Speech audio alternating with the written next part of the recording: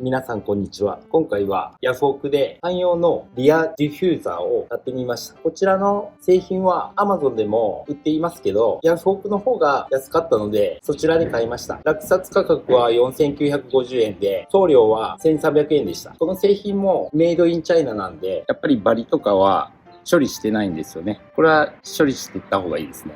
素材はプラスチックですね。汎用の場合、加工前提で取り付けとなるので、この車にはこの形状が一番合いそうなんですけど、加工しないと取り付けはできないと思います。こちら気になった方は概要欄にリンク貼っておきます。よかったらチェックしてみてください。それではやっていきます。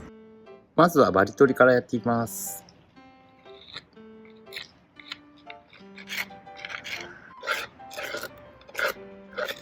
軽くバリを取ったので合わせてみます。こことここの間のピッチが狭いので、マフラーカッター当たるので半分に切ります。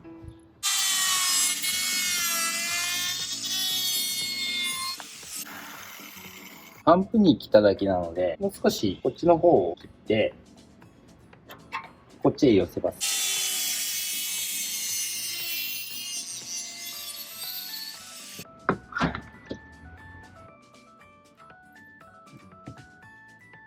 ここの R の形状とこのディフューザーの R の形状が合わないので、この部分を切断します。で、こちらの形状も合わせるように切断します。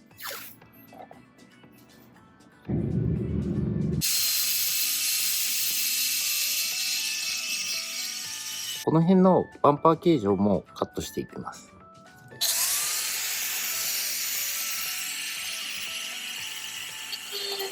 貼り付けたマスキングテープ、沿うようにカットしていきます。グラインダーで切断しているのでやりにくいです。特に角の部分ですね。角の部分は残っても後からカッターなんかで切断すればいいと思います。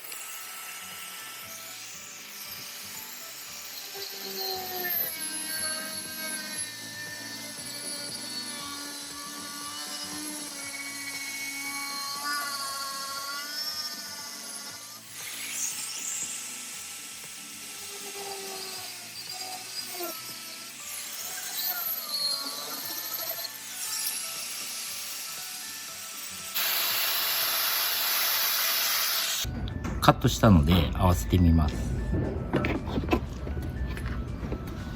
ここの隙間ができるんですよね。ここはコーキングで埋めようと思います。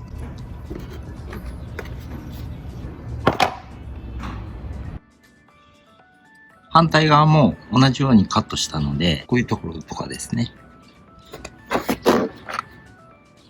こういうところとか。左側も同じように現物合わせします。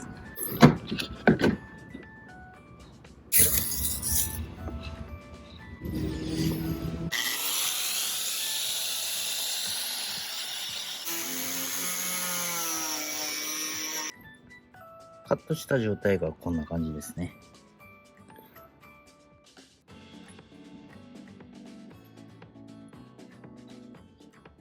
パーツクリーナーできれいにしてから両面テープを貼ります。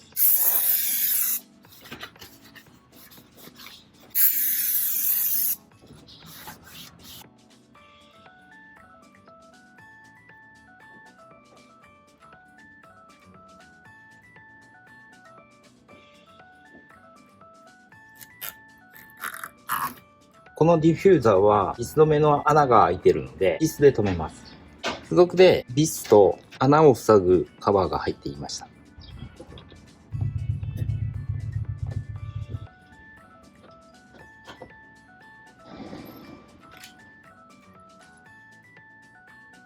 マフラーカッター邪魔なので外します。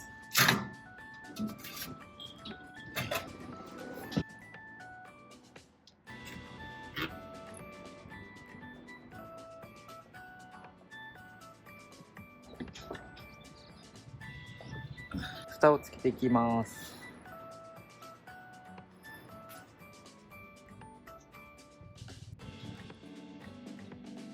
コーキングする前にマスキングテープで養生します。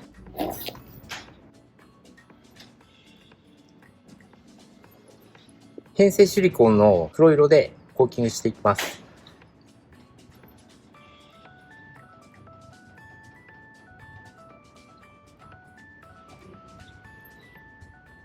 綺麗にコーキングするコツはですね、マスキングテープをしっかり貼ります。そして出しすぎないように隙間に埋め込むような形で注入します。指の腹で押し込むような感じでなぞります。マスキングテープを取るときは慌てずに他の場所につかないように注意して取ります。コーキング剤はすぐには乾かないので、ゆっくり丁寧にテープを取ります。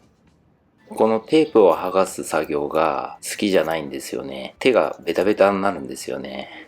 おまけに爪の中までコーキング剤が入っていて、数日間は爪の中が真っ黒でした。手についたコーキングはパーツクリーナーで落とせます。手についた時、溶剤はパーツクリーナーかシンナーかアルコールかエタノール、そのあたりを揃えておくと大概のものは落とせると思います。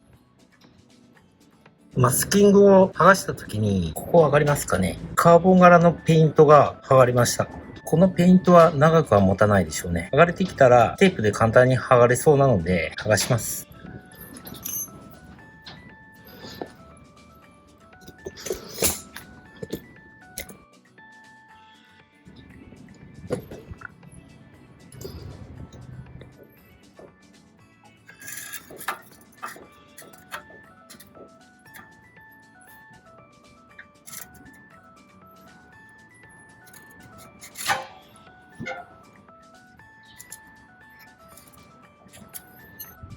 はい、取り付け完了しました。真横から見た感じはこんな感じですね。後ろぐるっと回るとこんな感じなんですけど、両端がこう斜めに端っこに切り上がっているのは、ディフューザーが端へ向けて上がっているのは、ここのボディラインを合わせたんで切り上がって見えます。まあ汎用なんでこんなもんだと思います。このディフューザーは空力学的には多分効果ないと思います。R56 の原点車のGP みたいな下回りが覆いかぶさるようなディフューザーだとすごく効果あると思うんですけど、こういった小ぶりのやつは多分空力の効果は全くないと思います。まあドレスアップパーツですね。汎用ディフューザーつけてみました。汎用のディフューザーを取り付けしようと思っている方は参考になれば幸いです。それではご視聴ありがとうございました。